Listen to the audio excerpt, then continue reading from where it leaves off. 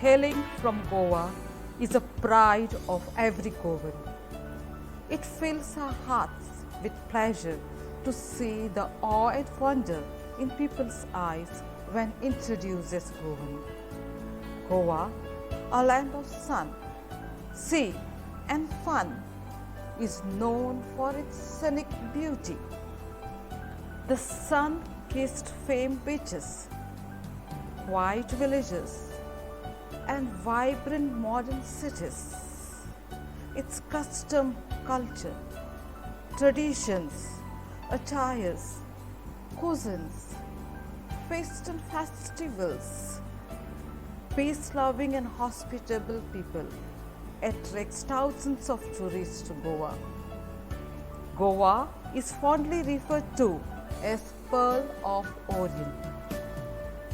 Our enchanting Goa has its own enriched history. It dates back to prehistoric time. That's what makes Goa so special.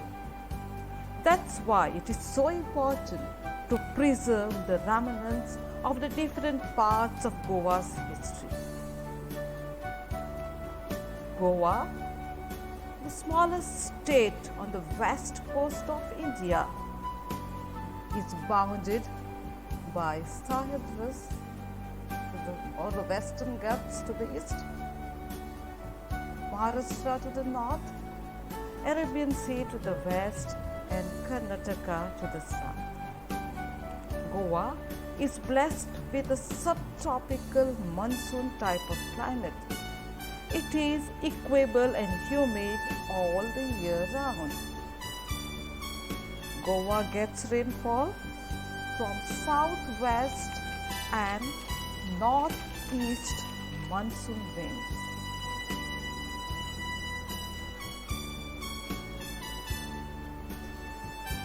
Since ancient and medieval time, Goa was known by various names such as Goy, Gomantak, Goparashtra, Govapuri, and Sanatan. Physiographically, Goa's terrain may be divided into three zones: central upland, eastern hemisphere, western coastal. The Sahyadris on the eastern side of Goa cover the talukas of Satari, Darbandora, Sange, and Kanakoni. Sahyadri Hills are well known for their rich and distinct biodiversity. They are spread over 89 villages in Goa. The river valleys of Zuari, Mandovi, Kushalati in the central upland have supported agricultural activities of the Gaonkas on community basis. The availability of rich iron ores in the region seems to have enabled Gaonkas to make iron implements and tools to carry out hectic agricultural operations in these fertile regions. The Gaonkas of these regions had acquired vast knowledge on the properties of flora and fauna. They supplied the required herbs and other medicinal plants to the inhabitants of the coastal plain.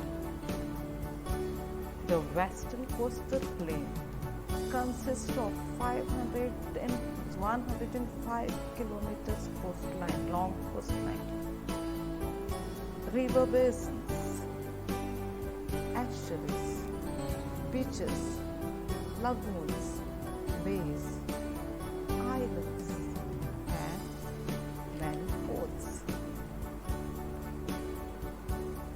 Ancient fort of Gopakapathi and Ela, which are now in ruins, have played their role in continuously inviting new immigrants to the virgin land and supported the import-export activities. Goa's history goes back to the waters of Mandovi, Zuari, Kushavati rivers, where Goa's prehistoric history traveled cultural remains of the Old Stone Age, Middle Stone Age, New Stone Age, and Iron Age are excavated from the banks of this river. The Sangay and Sattari mirrors Goa's prehistoric antiquity. The Usgalimol rock engravings in Sangay belonging to the Upper Paleolithic or Mesolithic periods, and the rock art at Maushi in Sattari Taluka exhibits some of the earliest traces of human settlements in Goa. These carvings are located at Usgalimol village in the banks of Kushavati river in Sangay Taluka of South Goa. They were discovered in 1993 by the villagers when they removed the silt on the banks of the Kushavati river. The basalt outcrop in the river at Maushi in Sattari Taluka display the carvings of a zebu deer and a stone depicting the scene of a bullfight. These petroglyphs are the valid documentation of how our ancestors' mind functioned in the conceptualization of various animals around them. The Paleolithic cave existence is seen in Daboli, Diwar, Ake, Divona, Lamgaon, etc. Ek Divo Ek Raat. There are many such incomplete structures in Goa. As the belief goes that they tried to construct these temples overnight before flickering off the oil lamp. The earliest communities living in Goa were of Mandari race, such as Kunbis, Gaudas, Belips, etc. They practiced agriculture and set up first village communities in Goa called Gaonkaris. They cultivated paddy, nachni, etc. Some settle on the banks of the seas and practice fishing, called karis. Thus, finally, rice and fish curry evolved as the staple food of Gowans. The tribal community man wore kashti and women wore a 5-yard knee-length sari tied in a knot called tepli. Land belonged to the village community. There was no private ownership of land. Gaonkars were headed by the village elders headed by the village elder called as Gaonkar. Shigmo was the folk festival of Goa. Then came the Dravidians, followed by Aryans. Goa was ruled by several dynasties of various origins. Its history stretches back to the time when it was part of Mauryan Empire, ruled by Ashoka in the 3rd century BC. Ancient history is studied with the help of archaeological remains and inscriptions on stones or metal. The Boja rule in Goa is also traced with the help of some inscriptions found on copper plates at Shiroda. The Bojas ruled Goa from 4th century up to the advent of the 7th century. Chandrapur, modern Chandor, on the banks of river Kushavati, was the capital of Bojas. Thus, Chandrapur was the first capital of Goa, and Devraj Bhoj was the first historically known king of Goa. The Bhoja kingdom comprised the areas of Shashti, including Kuttali, Bades, and parts of Tiswadi, including the islands of Goa. The Chandreshwar temple on the Chandranath Parvat in the Paroda village was originally built by the Bhojas. The rock statue representing Bhairadev is preserved at Fernandes House in Chandor. This is the Fernandes House, which has many antiques dating back to all the periods of Goan history. The next dynasty that ruled Goa were the Konkan Mauryas. Goa was called Sunapran by the Mauryans, which means golden land on west coast. During this era, Buddhism was introduced to Goa. A native Goan from Jamauli known as Punna is considered to be direct disciple of Buddha. He popularized Buddhism in Goa. A stone statue of Buddha in the meditation pose was discovered in Purwale village in Bades in North Goa is believed to be from the 2nd century AD. The next dynasty was Badami Chalukya dynasty. They hailed from modern Karnataka. Badami was their capital and Pulakeshi too was the well-known king. His daughter-in-law, Queen Vijaya Mahadevi, was the first lady ruler of Goa. She ruled in the capacity of a governor of the Goa provinces of Badami Chalukya dynasty. This stone called Uboguno is in Saptari Taluka. It belongs to this dynasty. The inscription in Bhami is unique. It tells us about the rich pre-Portuguese cultural and historical heritage of Goa. It is an indication that Goa was a part and parcel of Indian culture. Silhari dynasty ruled from their capital, Bale in Kerala. They worship goddess Mahalakshmi, whose temple was constructed in Netrauli, Sangir. Gopinath temple, which is attached to Budbude Tale in Netrauli too, was constructed by Silhari. These are the pillars of Gopinath temple with Silhara's inscription as a proof on it. Siddheshwar temple, ancient rock carved Dattaraj temple located on the banks of river Netravali is the works of Silara dynasty. A stone belonging to Silaras is found in Fernandes house, which forbids anyone from breaking it. The next dynasty, a very famous dynasty, was Kadambas. The Kadamba period is designated as the golden age of Goa. They ruled Goa for 300 years between 10th and 14th century. The founder of Kadamba rule in Goa, Sastadeva I, proclaimed his independence, making Chandrapur his capital. He ordered the construction of a temple dedicated to Mahadev in the Kurdi village of Sange Taluka in the 10th century AD. Kurdi village, as you know, is now submerged in water because of Salauli Dam. So this historic Mahadev temple was transplanted stone by stone to Shalpain near the dam. As the Kadamba rule prospered, they built many Shiva temples. One such temple is excavated at Kota Chandor, known as Iswarache, that is, belongs to God. In the enclosure of the temple was found a huge mutilated stone Nandi bull. This is said to have been removed from the ditch of a shrine.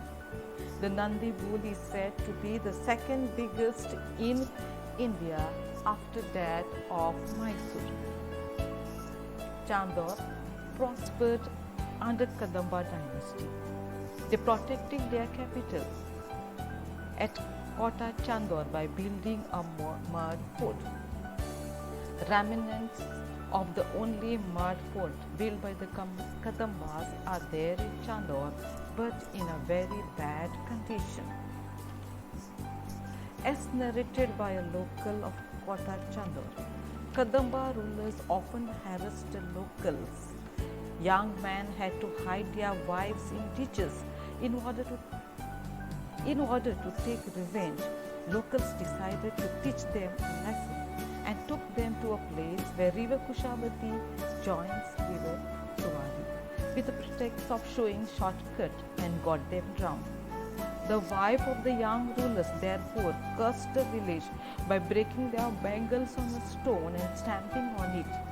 The footmarks are seen even today on a stone at the entrance of Santiago Chapel. The traditional Musal Khel dance linked to the harvest festival done in honor of the king that ruled the area is still practiced at Chanda. Kadamba rule reached its peak under Jayakashi II, and this is testified by the gold coin that is stamped with the lion crest. Kadamba rulers first ruled from Chandrapur and then shifted their capital to Govapuri or Gopakapatam, that is modern Goa Velia in Tiswadi Taluka on the banks of river Tuwari. They constructed a huge fort, the remains of which are still found there. Fort Gopakapatnam had trade contacts with Zanzibar, Gujarat and Sri Lanka. It remained a center for intracoastal and transoceanic trade from Africa to Malaya. Another great construction in the times of Kadamba dynasty was Rajviti, which was a royal highway linking the ports of Gopakapatam with the port of Ella, that is modern Old Goa. This is the remnant of the highway that was built by the Kadambas. Some part of it still exists near Old Goa. This is Ella Port. Rajvit connected Gopakapatnam to Ella Port. King Jayakashi I built Goa's first navy with the help of his Arab Prime Minister Saddam. This is a beautiful example of Hindu-Muslim unity in Goa, where a Hindu king appointed a foreign Arab Muslim as his Prime Minister. He donated land and villages of Chimbel and Merces to Saddam to build a mosque. Kadamba Queen Kamala Devi was a great patron of building temples. The Mahadev temple, the Saptakoteshwar temple at Opakalipur dates to Kadamba era. Temple tank at Diwar too was built by Kadambas. Lord Saptakoteshwar was the family deity of the Kadambas. The last Kadamba king was King Sashta. Kadamba dynasty came to an end after the death of King Sashtadeva. In 1310-11, Malik Kafur, the general of Sultan Alauddin Khilji of Delhi, attacked Goa and brought it under the control of Delhi Sultanate. In 1328-29, Goa came under the control of Delhi Sultanate once again when Sultan Muhammad Ali Tughlaq forces attacked Goa. In 1344, the Nawab of Kannauj attacked Goa. 14th and 15th century saw a struggle between two rivals, the Vijayanagar Empire and the Bahmans, to control Goa, especially because of the flourishing port of Gopakapatam, which fetched huge revenues to the rulers who controlled it. The stone inscription at Nagesi temple at Bandoda in Ponder Taluka belongs to the Vijayanagar King Devarai I. Mahashendri Wagle Govan from the village of Kunkali in the Ponda Taluka was an administrator of Goa under Vijayanagar rule. The Jain Basti in Bandora too dates to the Vijayanagar era. The Bahamani Prime Minister Muhammad Ghawan reconquered Goa from the Vijayanagar rulers. In 1498, Yusuf Adil Shah Bijapur conquered Goa from the Bahamanis, and thus Goa came under Adil Shahi rule. Yusuf Adil Shah made Ella his headquarters and beautified the port city of Ella, today known as Old Goa. He ordered the construction of a palace in Ella and a fortification wall around the port town. The palace of Adil Shah was a magnificent building which became the residence of the Portuguese governors till 1695. It was demolished in 1820 by the orders of the government. Only the gates stand as an evidence of it. Yusuf Adil Shah also built a summer palace for himself in Panaji, which still stands as a historic mark on the banks of river Mandovi, referred to as Old Secretariat. The other historic landmarks of Adil Shah are Safa Masjid at Ponda, the Masjid at Sulathar in Bicholim Taluka. It was from Adil Shah that the Portuguese governor Alfonso de Albuquerque conquered Goa in 1510. This Viceroy's Ark at Old Goa was constructed in order to remember the great accomplishment of the Portuguese conquest of Goa. The Portuguese rule lasted for about 450 years and heavily influenced Goan culture, cuisine, and architecture. In 1961, the Indian Army invaded and annexed Goa. The region was incorporated as a union territory of Goa, Daman and Diu. In 1987, Goa was granted statehood. Goa has one of the highest GDP per capita and Human Development Index among Indian